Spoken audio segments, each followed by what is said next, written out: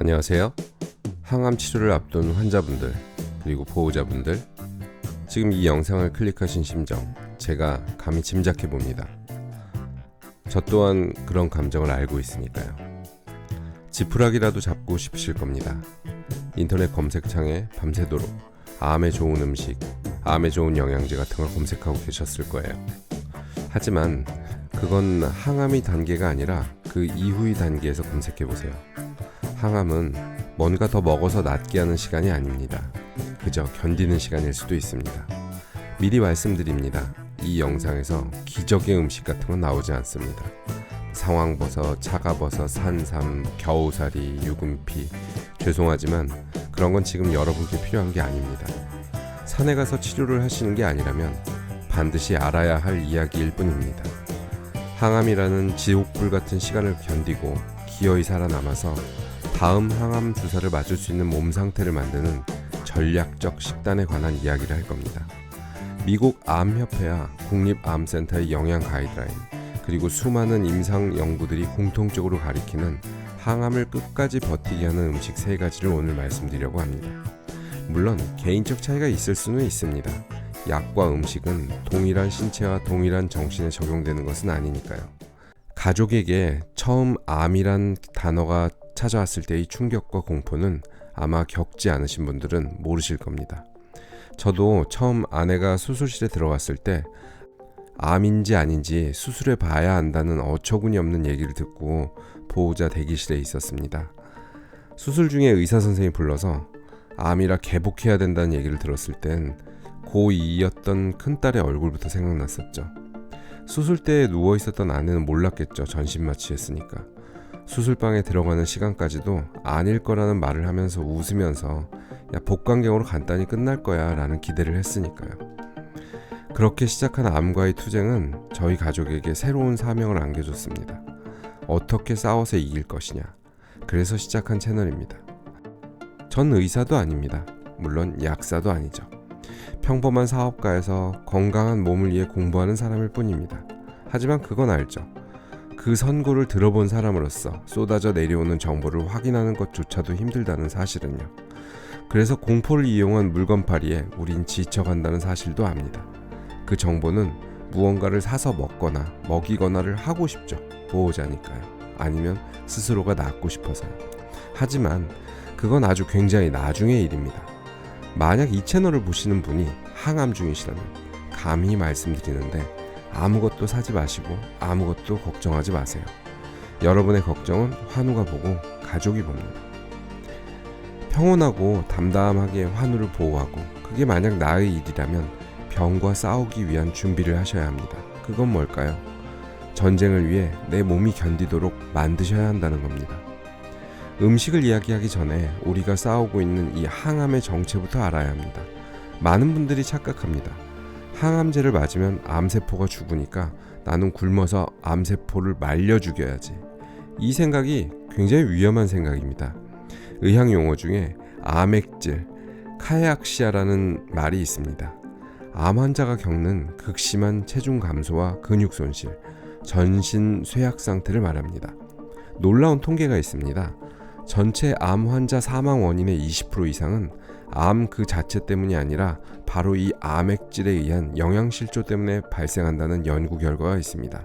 즉, 암세포가 내 장기를 파괴해서 죽는 게 아니라 내 몸이 버틸 힘이 없어서 심장이 멈추고 숨이 멎는다는 이야기입니다. 항암제는 기본적으로 독입니다. 빨리 자라는 세포를 무차별적으로 공격하죠. 암세포도 공격하지만 우리 몸의 정상세포 중 빨리 자라는 것들, 머리카락, 위장점막, 그리고 혈액을 만드는 골수세포, 입천장에 있는 상피세포도 같이 공격받습니다. 이 공격 속에서 우리 몸은 엄청난 에너지를 씁니다. 가만히 누워만 있어도 우리 몸속은 전쟁터죠. 이때 필요한 건 암을 죽이는 성분이 아닙니다. 폭격 맞은 내 몸을 다시 복구할 재료입니다. 그리고 가장 중요한 사실은 이 암을 죽이는 약을 맞을 때 중요한, 반드시 확인하는 2가지 수치가 있습니다. 바로 백혈과 호중구 수치입니다. 이 2가지 수치가 안 나오면 암 환자의 희망인 항암제를 맞지 못합니다. 결국 이 수치를 맞추기 위해 항암을 일주일, 길게는 2주를 미룹니다. 이런 항암은 항암제의 내성을 기르기 딱 좋은 항암입니다. 항암제는 한 번 맞으면 같은 종류의 항암제를 2번, 3번 사용하지 못합니다. 내성 때문이죠. 그래서 이렇게 띄엄띄엄 맞는 항암제는 효과가 떨어질 수도 있습니다. 무조건 정해진 기간에 정해진 항암제를 정확히 투여받는 것이 생존율을 1%라도 늘리는 첫 번째 방법입니다. 그럼 이 두 가지 호중구, 백혈구 수치를 높이는 방법은 뭘까요? 잘 먹는 겁니다. 그래서 오늘 소개할 3가지 음식은 치료제가 아닙니다. 여러분이 치료를 포기하지 않게 만드는 생명 유지 장치 같은 거라고 생각하시면 됩니다. 첫 번째로 반드시 드셔야 할 음식, 바로 두부입니다. 너무 흔해서 실망하셨나요? 하지만 의학적 관점에서 두부는 항암 환자에겐 최후의 보루 같은 겁니다. 왜 하필 두부일까요? 소고기도 있고 닭가슴살도 있고 돼지고기도 있는데요. 아니, 백혈구 올리려면 고기 먹으라던데? 맞습니다. 소고기, 닭가슴살 좋습니다. 하지만 항암 주사 맞고 3일, 4일째 되는 날 고기 넘어갈 것 같으세요? 안 넘어갑니다. 첫 번째, 두 번째 날은 정신이 없어서 모르고요. 굶습니다, 대부분. 3일, 4일째 되면서 음식을 이제 굶었으니까 먹어야 하는데 소고기, 돼지고기, 닭고기 이런 거 제일 먼저 노린내부터 맡습니다. 그래서 잘 못 드세요. 고기 안 넘어갑니다. 냄새만 맡아도 역하고 입안은 다 헐어가지고 모래알 씹는 것 같은 느낌도 있을 수 있습니다. 억지로 먹으면 설사도 합니다. 고기를 못 먹어서 단백질 공급이 끊기면 바로 그때 호중구 수치가 내려가는 겁니다. 그러면 아까 말씀드렸던 루틴, 치료가 중단되죠. 그리고 호중구 수치, 백혈구 수치 올리고 오세요라는 말을 듣습니다. 암세포가 자라고 있는데 치료를 못하는 상황, 이 제일 무서운 상황이 되는 겁니다. 단백질을 먹어야 하는데 위장 기능이 떨어져서 고기의 질긴 섬유질을 소화시킬 수가 없습니다. 그리고 소화도 안 되고요. 먹고 싶어도 토하죠. 흡수도 안 되고요. 이때 소화 흡수율이 높은 두부가 등장합니다. 두부는 위장에 들어가는 순간 찌꺼기를 많이 남기지 않고 단백질로 흡수됩니다. 그래서 두부입니다. 두부는 항암 환자에게 최후의 보루입니다. 고기는 위장에서 소화시키는데 서너 시간이 걸리고 에너지를 쓰지만 두부는 먹는 족족 부담 없이 흡수돼서 빠르게 피가 되고 살이 됩니다. 백혈구 수치 때문에 고기는 먹어야겠는데 도저히 씹을 힘이 없다? 그때 두부 드세요. 살짝 데쳐서 간장만 찍어 드셔도 좋습니다. 주의! 양념하지 마세요. 특히 고춧가루. 항암 2회차 정도부터는 절대 넣지 마세요. 조금도요.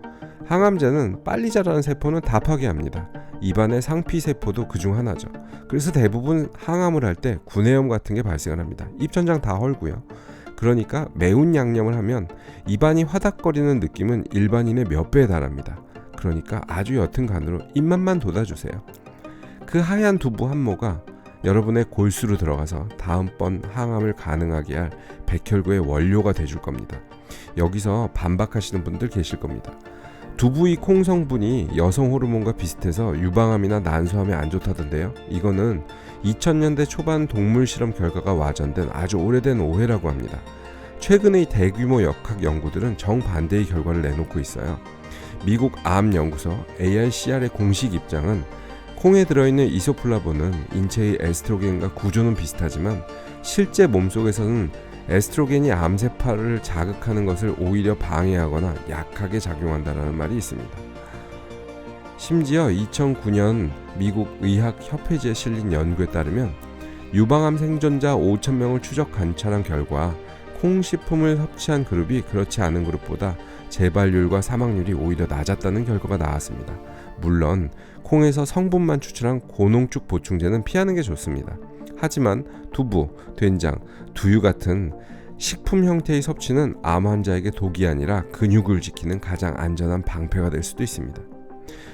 순두부라도 꼭 드세요. 그 하얀 덩어리가 내일 여러분의 백혈구가 되고 혈소판이 됩니다. 참고로 저희 배우자는 난소암 투명세포암이었습니다. 특수암이죠. 예전엔 그랬어요. 지금도 고기는 안 먹고 두부와 두유로 단백질을 채우고 완치 9년차에 접어들고 있습니다.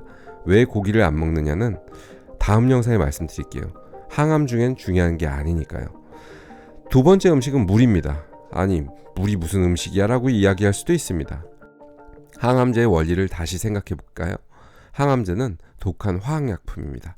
이 약이 암세포를 공격하고 나면 우리 몸에는 두 가지의 쓰레기가 남습니다. 첫 번째는 다 쓴 항암제의 독성 쓰레기, 두 번째는 항암제에 맞아 죽은 암세포와 정상세포의 사체들. 이 쓰레기들은 어디로 갈까요? 모두 혈액을 타고 돌다가 신장으로 모입니다. 신장이 이 독성 물질을 걸러서 소변으로 내보내야 되죠. 그런데 물이 부족하면 어떻게 될까요?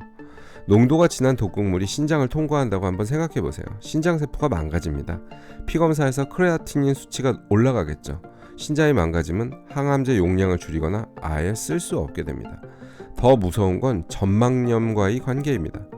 우리 몸의 세포는 물이 부족하면 쪼그라듭니다. 입안, 식도, 위장 점막세포가 건조해지면 항암제의 공격에 훨씬 취약해집니다. 탈수가 오면 구내염이 몇 배는 심하게 오고 설사와 변비가 반복되는 악순환에 빠집니다. 변비 굉장히 심해지거든요. 한 번에 벌컥벌컥 드시라는 게 아니에요. 항암 중에는 물 비린내 때문에 맹물 마시는 것도 고역이거든요. 그러니 보리차 요런 거 레몬 조금 타서 조금씩이라도 드셔야 합니다. 이건 마시는 게 아니라 씻어내는 과정이라고 생각하시면 됩니다. 보리차도 좋고 옥수수 수염차도 좋고 뭐든 좋습니다. 하루에 1리터라도 꾸준히 드셔야 합니다. 정해놓으세요. 500ml 2개 오늘 꼭 먹는다. 꼭입니다. 3병 4병 먹으면 더 좋죠. 근데 못 드세요. 그러니까 2병이라도 이건 반드시 먹는다 생각하셔야 합니다.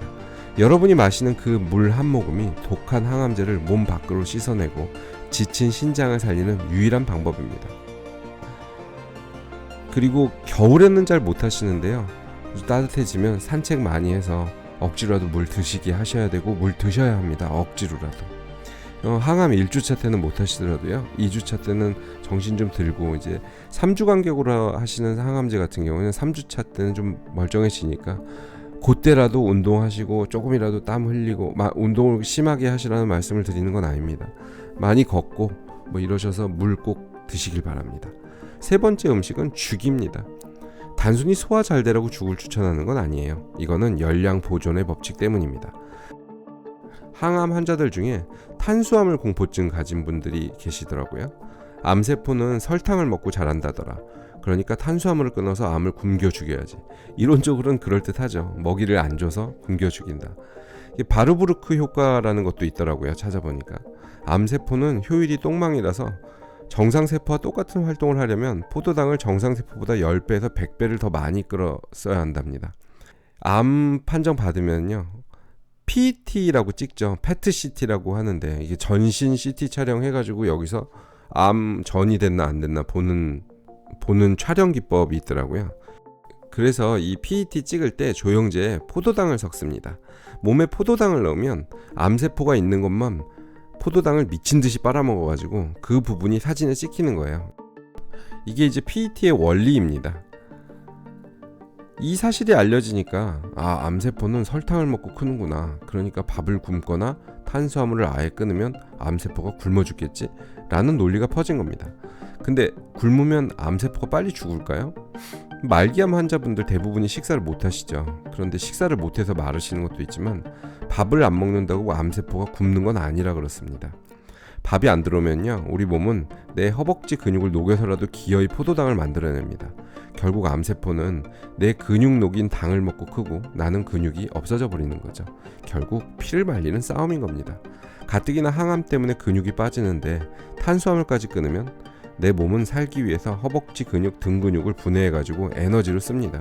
그냥 뼈만 앙상하게 남는 악액질 상태로 가는 지름길이 돼버리는 거죠. 항암 중에는 기초대사량이 평소보다 높아집니다. 우리 몸이 암과 싸우고 손상된 세포를 복구하느라 엔진을 과부하 상태로 계속 돌리고 있기 때문입니다. 이때는 양질의 에너지를 계속 넣어줘야 됩니다. 현미밥, 잡곡밥 말씀하시는데 건강할 땐 좋겠죠. 건강하실 땐. 항암 중에는 모래알과 같은 거라고 생각하시면 돼요.